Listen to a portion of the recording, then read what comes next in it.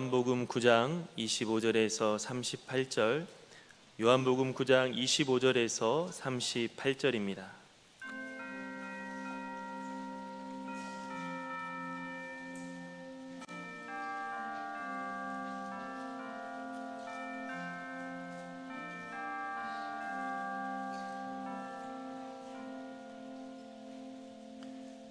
저와 여러분 한 절씩 교독하겠습니다. 대답하되 그가 죄인인지 내가 알지 못하나 한 가지 아는 것은 내가 맹인으로 있다가 지금 보는 그것이니이다.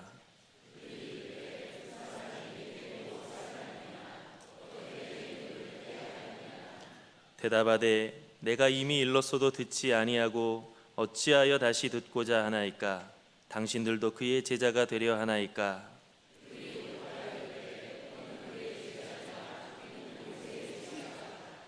하나님이 모세에게는 말씀하신 줄을 우리가 알거니와 이 사람은 어디서 왔는지 알지 못하노라.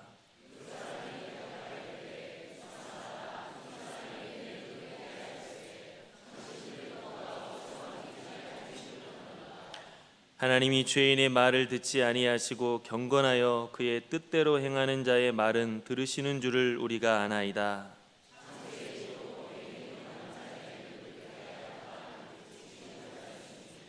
이 사람이 하나님께로부터 오지 아니하였으면 아무 일도 할 수 없으리이다.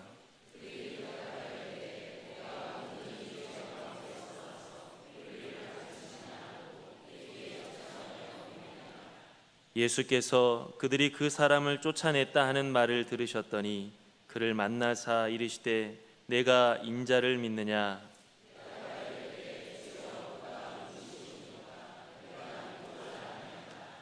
예수께서 이르시되 내가 그를 보았거니와 지금 너와 말하는 자가 그이니라.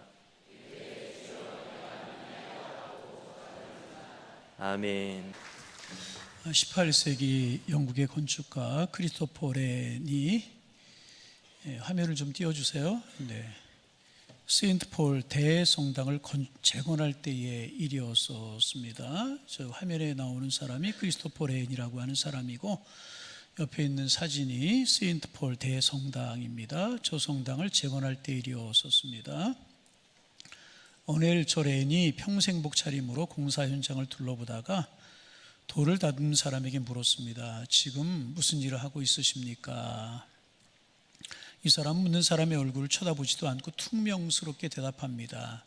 내가 돌을 다듬고 있지 않소. 또 다른 사람에게 같은 질문을 했습니다. 이 사람 역시 반갑지 않다는 듯이 건성으로 대답을 합니다. 다 먹고 살기 위해서 하는 일 아니겠소. 화면 조금 좀 올려주세요. 조금 뒤로 하시고요. 네. 아니 화면을 올려달라고 그랬는데 뒤로 돌아갔네요. 예. 건성으로 대답합니다. 다 먹고 살기 위해서 하는 일 아니겠소. 벌써 몇 년째 이렇게 돌만 다듬고 있어. 이렇게 대답을 했답니다. 세 번째 사람에게 똑같은 질문을 했습니다. 무슨 일을 하고 있으십니까? 세 번째 사람이 대답하는 대답이 좀 달랐습니다. 저는 지금 하나님의 집을 짓고 있습니다. 이 거룩한 사역에 한몫하고 있다는 것이 너무나도 감격스러워서 즐거운 마음으로 이 돌을 다듬고 있습니다. 이렇게 대답을 했다고 이제 그래요. 여러분 세 사람 중에서 여러분은 어느 쪽에 속한다고 생각을 하십니까? 평생 여러분은 어떤 마음으로 살아오셨고 여러분은 어떤 마음으로 인생을 살아가시렵니까? 우리는 이전보다 훨씬 더 많은 것을 가지고 살아가는 것이 사실입니다. 그런데 이상하게도 만족은 줄어들었어요. 감사도 줄어들었습니다. 누리는 것은 분명히 전보다 많아졌는데 기쁨은 줄어들고 감격은 사라져 가기만 합니다. 사회적으로 성공한 것 같은데 왠지 행복하지가 않습니다. 그래서 남들은 내 처지와 내 형편을 몹시도 부러워하는데 그러나 정작 나에게는 기쁨도 없고 감격도 없습니다. 왜 그런가? 왜 그렇습니까? 감격은 단순히 많이 소유한다고 생기는 것이 아니기 때문에 그렇습니다. 여러분 감격은요 깨달음에서 오게 되는 것입니다. 아무리 엄청난 사건이 있고 아무리 큰 사랑을 받았다고 할지라도 그 사랑을 깨닫지 못하면 감격하고 기뻐할 수가 없는 것입니다. 아무리 큰 은혜를 받았다고 할지라도 그것이 은혜인 줄 모르며 감사할 수 없고요, 감격할 수 없고요, 기뻐할 수 없는 것입니다. 어떤 사람이 신발이 없다고 불평을 했습니다. 이미 가지고 있는 신발도 많았어요. 근데 옷 색깔과 맞지 않는다고, 유행에 뒤떨어진다고 잔뜩 짜증이 났습니다. 새 구두를 사려고 구두방에 갔는데 역시 못마땅한 겁니다. 이 구두도 시원치 않고 저 구두도 마음에 들지 않는 것입니다. 구두를 신었다 벗었다 하면서 가게 안을 다 돌아보아도 마음에 그렇게 쏙 드는 구두가 없는 것입니다. 있는 대로 짜증을 나고, 그저 있는 대로 짜증을 내고 불평을 하면서 다른 가게로 가려고 하는데 뒤에서 아주 맑고 아름다운 노랫소리가 들려왔습니다. 돌아보니까 두 다리를 잃은 사람이 휠체어를 타고 있는데 환한 얼굴로 노래를 부르고 있는 것이었습니다. 이 사람의 마음속에 문득 생각이 드는 것입니다. 저 사람은 두 발이 아예 없어서 아예 신발을 신을 수조차 없는 사람인데도 그런 사람이 있는데 나는 어째서 구두 하나가 마음에 들지 않는다고 이렇게 불평만 하고 원망만 하고 있는 것일까? 이런 생각이 마음속에 문득 들더라는 것입니다. 여러분, 불평에는 끝이 없습니다. 그러나 깨닫는 사람에게는 감격이 있고요, 기쁨이 있게 되는 것입니다. 달라진 것, 그의 형편 달라진 것 아니었었습니다. 달라진 것은요, 보는 눈이 달라진 것입니다. 그래서 감격은 내가 무엇을 더 가지는 데서 오는 것이 아니라 이미 내게 주어진 것이 얼마나 큰 은혜인지를 깨닫는 데서부터 시작이 되는 것입니다. 여러분, 우리나라 부모님들 자녀들에게 끔찍이 정성을 다하죠. 흔치 않을 것입니다. 자녀를 위해 수고하고 자녀를 위해 희생합니다. 그렇게 수고하고 희생하는 부모님의 소원이 무엇입니까? 오직 하나, 감격이 있기를 바라는 것입니다. 내가 사랑한 것만큼 자녀가 기뻐하기를 바라고요, 내가 희생한 것만큼 나에게 즐거움이 있기를 바라는 것입니다. 그런데 때로 기대와는 달리 오히려 더 많은 원망과 불평이 돌아옵니다. 그러면 피곤해지게 되는 것입니다. 사랑이 기대하는 바는 감격입니다. 나는 내 몸처럼 그를 사랑했어요. 내 몸처럼 사랑했어요. 그런데 그 사람은 무감동입니다. 무감각입니다. 그러면 피곤해지는 것입니다. 그러나 감격으로 사는 사람에게는요, 순간순간이 다 축제인 것입니다. 축제가 따로 없어요. 감격 그대로가 축제인 것입니다. 그리고 이것이 그리스도인의 삶인 것입니다. 은혜를 깨닫지 못하면 예배가 의무가 되지만 은혜를 깨달으면 예배가 감격과 기쁨이 되게 되는 것입니다. 은혜를 깨닫지 못하면 봉사가 짐이 되지만 은혜를 깨달으면 봉사가 감사가 되고 감격이 되게 되는 것입니다. 여러분 어떠십니까? 어떻게 신앙생활 하십니까? 오늘 읽은 요한복음 9장에 보면 태어나면서부터 앞을 보지 못했던 한 사람이 나옵니다. 길가에 앉아서 구걸하며 살아가던 사람이었습니다. 어느 날 예수님께서 제자들과 함께 이 사람 앞을 지나가시게 이제 되었습니다. 이 사람이 보고 제자들에게 묻습니다. 선생님, 저 사람이 태어날 때부터 맹인으로 태어난 것이 누구의 죄 때문입니까? 자기의 죄 때문입니까? 아니면 그 부모의 죄 때문입니까? 물었습니다. 제자들은 보지 못하는 장애를 가진 이 사람의 아픔을 생각하기보다는 그것이 누구의 죄 때문입니까? 죄의 문제를 먼저 생각하게 된 것입니다. 예수님 달랐어요. 예수님 말씀하십니다. 이 사람이나 그모의 죄 때문이 아니다. 그에게서 하나님이 하시는 일을 나타내고자 하십니다. 제자들은요, 과거에서 원인을 찾았지만 예수님은요, 그에게 나타날 하나님의 일과 하나님의 영광을 보신 것입니다. 그렇게 말씀하고 예수님께서는 진흙을 이제 이겨서 눈에 바르시고 말씀하셨어요. 실로암에 가서 씻으라. 실로암에 가서 씻으라. 그는 예수님의 말씀에 순종했고 성경은 말합니다. 이에 가서 씻고 밝은 눈으로 왔더라. 가서 씻고 밝은 눈으로 왔다 하는 것입니다. 평생 보지 못한 사람이 눈을 또 보게 되었습니다. 어머니를 보았고 아버지를 보았고 친구들을 보았고 형제들을 보았고 하나님 지으신 아름다운 세상을 보게 된 것입니다. 생전 처음으로 보게 된 것입니다. 얼마나 놀랍고 얼마나 감격스러운 일이 벌어진 것입니다. 평생 보지 못했던 사람이 보았으니 얼마나 감격이고 얼마나 감동스러운 일이겠었습니까? 그런데 사람들이요, 바리새인들이요, 함께 기뻐하지 못하고 따지기 시작합니다. 누가 눈을 뜨게 했느냐? 어떻게 눈을 뜨게 되었느냐 계속 묻습니다. 결국 바리새인들 예수님께서 안식일에 일을 행하셨다는 것 때문에 문제를 삼았습니다. 여러분 얼마나 아이러니합니까? 한쪽에서는 은혜를 경험한 사람이 있어요. 눈을 뜨고 은혜를 경험한 사람이 있고, 한쪽에는 그 은혜를 가지고도 논쟁하는 사람들이 있었습니다. 눈 뜨여졌다는 사실이 얼마나 놀라운 사실이고 얼마나 놀라운 은혜인 것입니까? 그런데 그 은혜 받은 말을 가지고도 논쟁하는 사람들이, 하려고 하는 사람들이 있었다는 것입니다. 바리새인들이 말해요. 우리는 이 사람이 죄인인 줄 아노라. 무슨 뜻입니까? 예수님이 죄인이라는 거예요. 예수님이 죄인이라는 거예요. 그때 이 사람 말합니다. 그가 죄인인지 내가 알지 못한 한 가지 아는 것은 내가 맹인으로 있다가 지금 보게 되었다는 것입니다. 이렇게 이야기를 합니다. 나는 당신들이 말하는 대로 그분이 죄인인지 아닌지 난 잘 모릅니다. 그분이 죄인인지 아닌지 난 잘 모릅니다. 그러나 한 가지는 분명합니다. 내가 맹인이었기에 보지 못했는데 지금은 보는 사람이 되었습니다. 내가 맹인으로 앞을 보지 못하는 사람이었는데 분명한 것은 내가 보는 사람이 되었다는 것입니다. 여러분, 이것이 은혜를 경험한 사람의 고백인 것입니다. 전엔 내가 보지 못했는데 지금은 보는 사람이 되었습니다. 은혜의 고백이었던 것입니다. 일본의 기독교 지도자이며 사회운동가였던 가가와 도요히코라고 하는 사람이 있어요. 이 사람에 관한 이야기입니다. 아버지가 시장이었는데 첩을 뒀던 것 같아요. 첩이 기생이었어요. 그러니까 아버지와 기생 첩 사이에서 가가와 도요히코가 태어난 것입니다. 그래서 아버지 집에 자라긴 했지만 첩의 아들이라고 눈칫밥을 먹어야만 했었습니다. 본초의 자식들로부터 온갖 멸시와 천대를 받는 겁니다. 그의 인생이 여러분 얼마나 저주스러운 인생이었겠습니까? 지금은 그렇지 않지만 이 당시에 얼마나 천대를 받아야, 얼마나 저주스러운 인생이었겠습니까?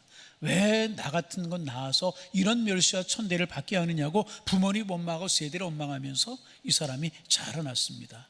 그런데 어느 날 단모퉁이에 우두커니 서서 그날도 역시 자기의 생애를 비판하고 비관하고 있는데 북치고 나팔을 불면서 지나가는 구세군 전도대를 만나게 돼요.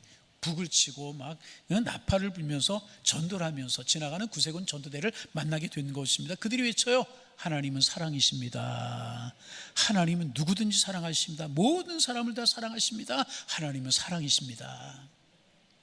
가가와 도요히코의 가슴에 그 말이 와서 꽉 박히게 된 것이, 하나님은 누구라도 사랑하십니다.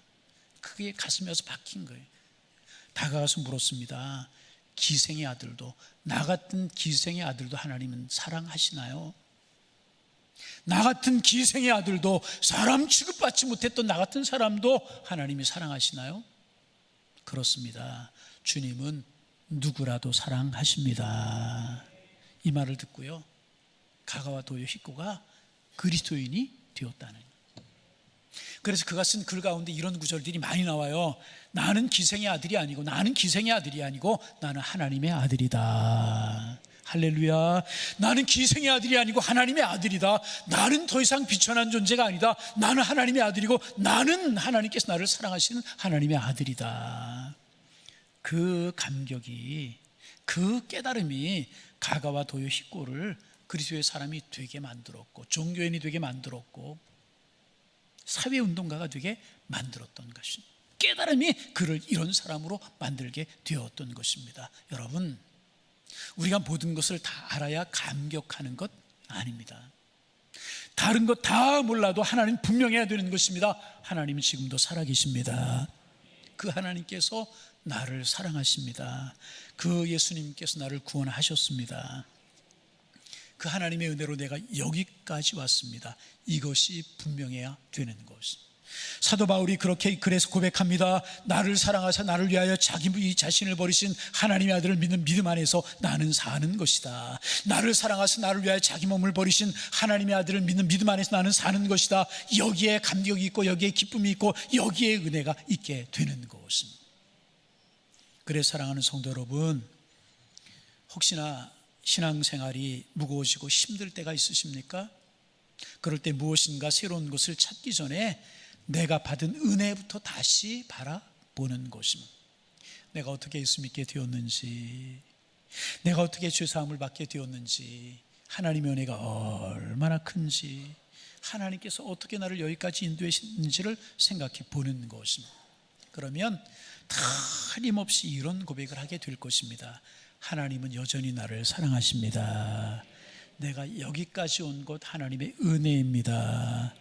그 은혜를 다시 깨닫게 될 것이고요, 이 은혜를 다시 깨닫게 될 때 신앙생활에 감격이 살아나게 되는 것이라.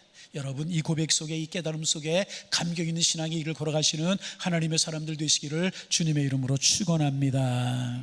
그런데 이렇게 그 사람이 눈을 뜨게 되었어요. 얼마나 감격스러운 일입니까? 그런데 눈을 떴다, 감격이다, 그리고 이야기가 끝나지 않았다는 것입니다. 요한복음 9장에 보면 이 사람이 예수님을 점점 더 깊이 알아가는 과정이 나와요. 참 중요한 과정. 우리에게 이런 과정이 있어야 되는데 이 사람이 눈 뜬 것으로 끝나지 않고요, 9장을 보면 이 사람이 예수를 점점 더 깊이 알아가는 과정을 아주 상세하게 기록하고 있습니다. 11절에 보면 이 사람이 예수님을 가리켜서 이렇게 말해요. 예수라고 하는 그 사람이, 예수님을 가리켜서 그 사람이라고 이야기해요. 처음에는 이 사람 예수를 그저 한 사람으로 알았습니다. 그런데 17절에 보면 사람들이 이 사람에게 물어요. 그 사람이 내 눈을 뜨게 하였는데 너는 그를 어떠한 사람이라고 하느냐? 너는 그를 어떠한 사람이라고 하느냐? 그러자 이 사람이 대답합니다. 선지자나이다, 선지자이다. 그 사람에서, 예수라고 하는 그 사람에서 뭐로 바뀌어요? 선지자로 바뀌어요. 한 단계 고백이 깊어지게 된 것입니다. 그리고 33절 보시면은요, 그 사람이 이렇게 이야기합니다. 이 사람이 하나님께로부터 오지 아니하였으면 아무 일도 할 수 없음이리이다. 예수를 하나님께로부터 온 사람이다. 보세요, 처음에는 예수라고 하는 사람이었어요. 그 다음에는 선지자였었습니다. 이제는 하나님께로부터 오신 분. 이렇게 고백이 점점 더 성숙해진 것이 무슨 뜻입니까? 그의 육신의 눈만 밝아진 것이 아니라는 것입니다. 예수님을 바라보는 믿음의 눈도 점점 밝아지고 있었던 것입니다. 그리고 이것이 살아있는 신앙인 것입니다.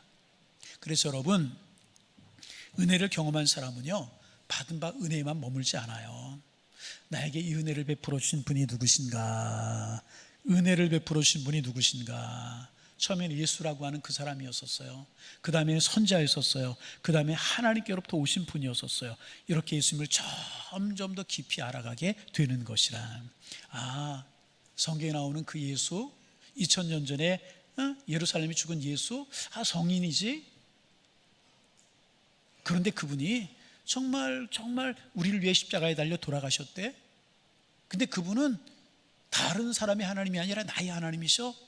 지금도 우주 만물을 통치하신 하나님의 아들이야. 이렇게 점점 깊이 우리 주님을 알아가게 되는 것이란, 여러분, 이런 은혜가 우리 모두에게 넘쳐나기를 주님의 이름으로 축원합니다.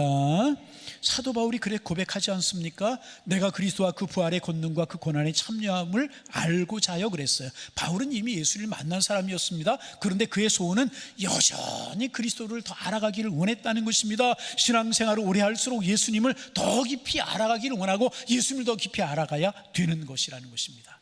그런데 여러분, 한 가지 문제가 있을 수 있어요. 무슨 문제가 있을 수 있나? 신앙생활을 우리가 이렇게 하다 보면 신앙생활에 익숙해지는 거예요. 예배가 익숙하고, 찬송이 익숙하고, 기도가 익숙하고, 그러다 보면 신앙생활의 감격을 잃어버릴 때가 있어요. 어느 순간에 은혜까지 당연한 것으로 생각하게 될 때가 있다는 것입니다. 그러나 여러분, 기억하셔야 됩니다. 은혜는 익숙해질 수 있어요. 은혜는 익숙해질 수 있지만 그 은혜가 당연한 것은 아니라는 것입니다. 그래서 신앙생활의 감격을 잃어버려서는 안 되는 것입니다.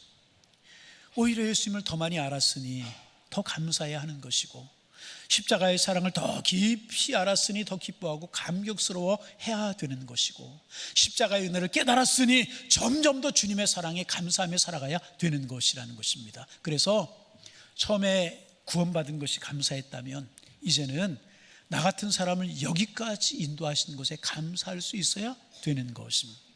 처음에 기도응답이 감사했다면 이제는 기도응답이 없어도 나와 함께 하시는 주님 때문에 감사해야 되는 것입니다. 처음에는 주님이 이 복도 주시고 저 복도 주시고 이러한 은혜도 주시고 저러한 은혜도 주신 거 감사했다면 이제는 주님 자신 때문에 감사하는 신앙으로 자라가야 되는 것이라. 이 감격으로 하는 것이 신앙생활이고요, 여러분 모두가 이 감격으로 신앙생활하는 여러분 모두가 다 되실 수 있기를 주님의 이름으로 축원합니다. 그런데 여러분, 보지 못했던 사람이 눈을 떴어요. 얼마나 감사한 일입니까? 그런데 이 사람에게 좋은 일만 있었던 것이 아니었었어요. 바리새인들이 이 사람을 계속 신문합니다. 뭐 죄인을 다루시듯 신문합니다. 결국 이 사람이 회당에서 쫓아냅니다. 바리새인들이 이 사람을 회당에 쫓아내버리고 말아요. 뭘 잘못했어요? 예수님께 고침받았다는 것 때문에 쫓아낸 거예요. 그런데 35절이 참 은혜롭습니다. 35절에 이렇게 되어 있어요. 예수께서 그들이 그 사람을 쫓아냈다는 말을 들으셨더니 그를 만나사. 저는 이 말씀이 얼마나 은혜가 되고 얼마나 감사한지 몰라요. 사람들은 쫓아냈어요. 이 사람을 내쳤어요. 그러나 예수님은 그 사람을 찾아오셨다는 거예요. 사람들은 이 사람을 버렸지만 주님은 그를 버리지 아니하셨다는 것입니다. 여러분, 이게 복음인 줄로 믿습니다. 이게 복음이에요. 사람들 다 버려도 우리 주님은 결코 우리를 버리시지 아니하시는 분이십니다. 그래서 사람들에게 이해받지 못할 때도 있고요, 외롭고 낙심할 때도 있습니다. 그러나 우리 주님은 결단코 우리를 버리시는 분이 아니시라는 것입니다. 예수님께서 그를 만나셔서요, 그에게 물으셔요. 내가 인자를 믿느냐? 여러분 마음속으로 대답해 보세요. 인자를 믿느냐? 여기 인자라고 하는 말은 예수님을 가리키는 거예요. 내가 나를 믿느냐, 그런 뜻입니다. 그 사람이 대답합니다. 주여, 그가 누구시오니까 내가 믿고자 하나이다. 내가 믿기를 원한다는 것입니다. 예수께서 말씀하셔요. 내가 그를 보았거늘 지금 너와 말하는 자가 그니라. 내가 인자다, 내가 구주다, 내가 예수다, 그런 이야기. 내가 보았다, 그 말씀 하시는 것입니다. 그런데 여러분, 참 놀라운 것이요, 그 순간에 이 사람이 고백해요. 38절에 보면 이렇게 고백해요. 주여, 내가 믿나이다. 같이 한번 해보실까? 주여, 내가 믿나이다. 참 얼마나 큰 고백. 이 고백 우리의 고백이 되시기를 바랍니다. 그리고 성경은 이어서 말해요. 내가 믿나이다. 거기서 끝나지 않아요. 그 다음에 이렇게 성경은 기록합니다. 하고 절한지라. 무슨 뜻입니까? 주여, 내가 믿나이다 하고 예수님 앞에 엎드려 경배하며 절했다는 것입니다. 여러분, 저는 여기가 요한복음 9장의 절정이라고 생각합니다. 이 사람이 눈을 뜬 것, 이 사람에게 큰 감격이었잖아요. 세상을 다 얻은 것만큼 큰 감격이 눈을 뜨는 감격 아니었겠습니까? 그러나 이제 이 사람이 눈을 뜬 것보다 더 큰 감격을 얻었습니다. 무슨 감격을 얻었습니까? 눈을 뜨게 해주신 그 주님을 이 사람은 얻게 되었다는 거예요. 여러분, 눈을 떴지만 구원받지 못한 무슨 소용이 있겠어요? 눈을 떴지만 생명을 얻지 못한 무슨 소용이 있겠어요? 눈을 떴지만 천국을 얻지 못하면, 하나님의 백성 되지 못했다면 무슨 소용이 있겠어요? 그런데 이 사람은요, 눈 떴어요. 눈 뜬 것으로 끝나지 않고 그 눈을 뜨게 하신 주님, 생명의 주님을 얻었다는 것입니다. 처음에 세상을 보았어요. 이제는 주님을 보는 사람이 되었어요. 처음에는 육신의 눈이 열렸어요. 이제는 믿음의 눈이 열린 거예요. 처음에는 예수님께 은혜를 받았어요. 이제는 예수님 자신을 얻었다는 것입니다. 여러분, 이것이 신앙의 가장 큰 감격이라는 것입니다. 그래서 여러분, 있고 없고 부족하고 연약한 것 시시비비 그러지 말고요, 주님이 나의 하나님 되시고 내가 생명을 얻고 천국 백성이 되었다는 이 사실 때문에 감사하며 감격으로 살아가시는 하나님의 사람들 되시기를 주님의 이름으로 축원합니다. 건강 구하지 말고, 자녀의 복도 구하지 말고, 어려운 문제 해결 구하지 말라는 이야기 아닌 것입니다. 구해야죠. 여러분, 건강도 구하고 자녀의 복도 구하고 물질의 복도 구하고 어려운 문제 해결될 때 또 구하시기를 바랍니다. 그러나 신앙은 거기에서 끝나지 않고 한 걸음 더 나아갈 수 있어야 된다는 것입니다. 신앙의 가장 큰 복은요, 신앙생활의 가장 큰 복은요, 하나님께 무엇을 받느냐 하는 것이 아니라 하나님 자신을 얻는 것이 가장 큰 복이 된다는 것입니다. 병 나은 것도 감사한 일이죠. 여러분, 기도하셔서 치유함을 얻으시기를 바랍니다. 그러나 나를 붙드시는 주님 때문에 감격할 수 있어야 되는 것입니다. 여러분, 기도하셔서 문제 해결함도 받으시기를 바랍니다. 할렐루야. 예, 문제 해결함도 받으시기를 바랍니다. 그런데 그것도 감사한 것이지만 그 문제 가운데서도 여전히 남게 하신 주님 때문에 감사하며 감격할 수 있어야 된다는 것입니다. 여러분, 기도할 때 여러분의 기도가 응답되고 상달되기를 소망합니다. 그것도 감사한 거예요. 그러나 거기서 끝나는 것이 아니라 기도를 들으신 하나님이 나의 아버지라고 하는 사실 때문에 감사하고요, 기뻐할 수 있어야 된다는 것입니다. 그래서 바울이 이렇게 이야기합니다. 내가 그리스도를 얻고 그 안에서 발견되려 함이라. 그리스도를 얻기를 원한다. 그 안에서 내가 발견되기를 원한다. 바로 이것이 감격으로 하는 신앙생활인 것입니다. 무엇 때문에 기뻐하는 신앙이 아니라 주님 때문에 기뻐하고, 환경이 좋아서 감사하는 것이 아니라 주님이 함께 하셨기 때문에 감사하는 신앙, 이것이 감격으로 하는 신앙생활인 것이라. 반복합니다. 이런 신앙생활 할 수 있는 우리 모두가 되시기를 주님의 이름으로 축원합니다. 주님이 좋고 주님이 감사하고 나를 사랑하신 주님이 은혜롭기에 내가 기쁨으로 신앙생활하는 그 신앙생활이 되어야 된다는 것입니다. 그리고 중요한 것, 그 다음에 문제가 또 있습니다. 그 감격은요, 반드시 삶으로 나타나게 되어 있다는 거예요. 한번 따라해 보실까요? 감격은, 큰 소리로, 감격은 삶으로 나타나게 되어 있습니다. 이 사람이 주여 내가 믿나이다 이렇게 고백하는 것으로 끝나지 않았어요. 주님, 내가 주님을 믿습니다. 여기서 끝나지 않았다는 거예요. 하고 절하는지라, 하고 절하는지라. 무슨 뜻입니까? 예배했다는 것입니다. 경배했다는 것입니다.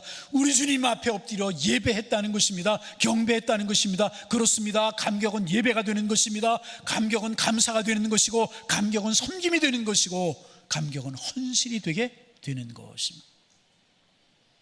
묻습니다. 여러분의 신앙에, 우리의 신앙에 이런 감사와 감격과 기쁨이 있으십니까?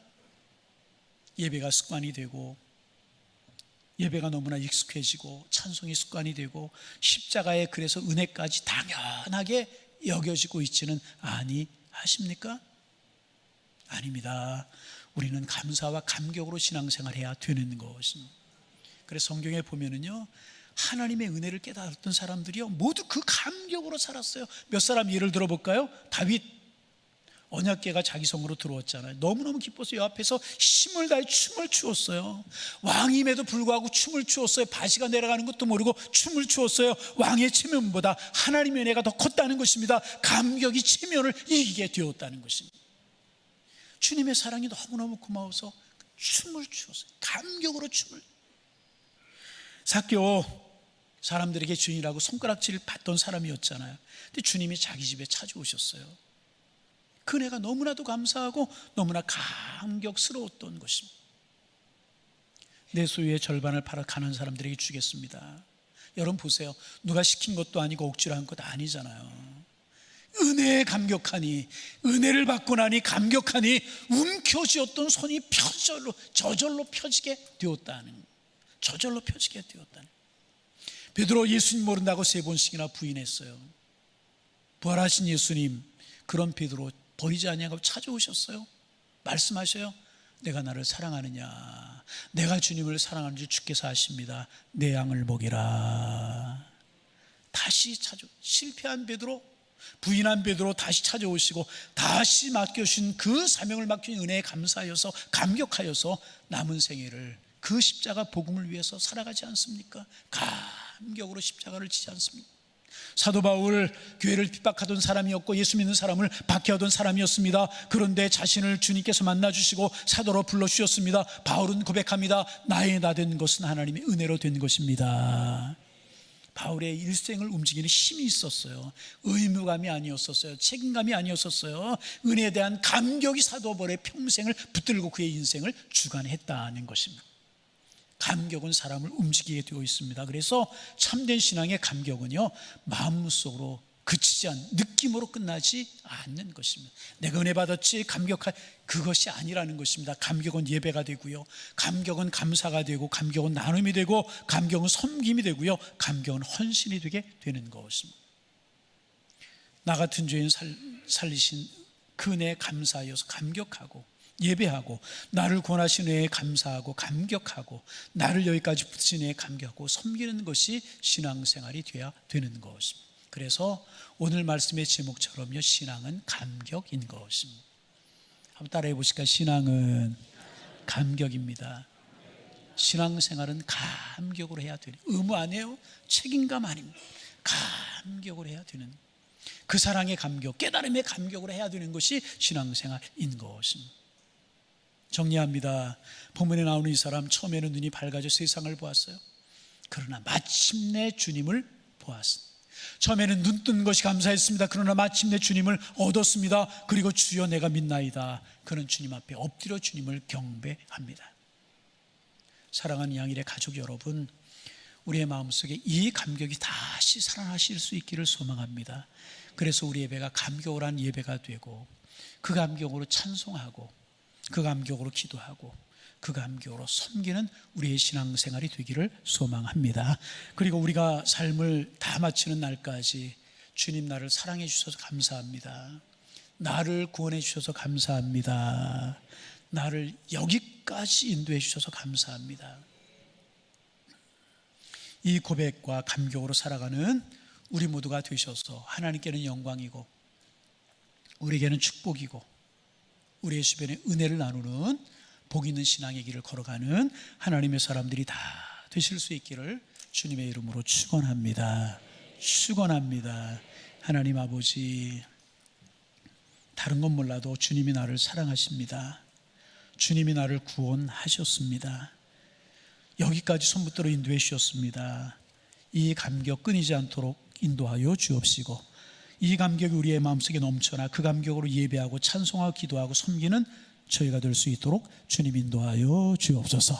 우리의 삶을 마치는 날까지 감격이 식어지지 않게 하시고 점점 더 큰 깨달음과 점점 더 큰 것을 보는 은혜가 있을 수 있도록 인도하여 주시어서 우리의 찬송이 커가고 우리의 배가 감격스러워가는 복 있는 삶을 살게 하여 주옵소서.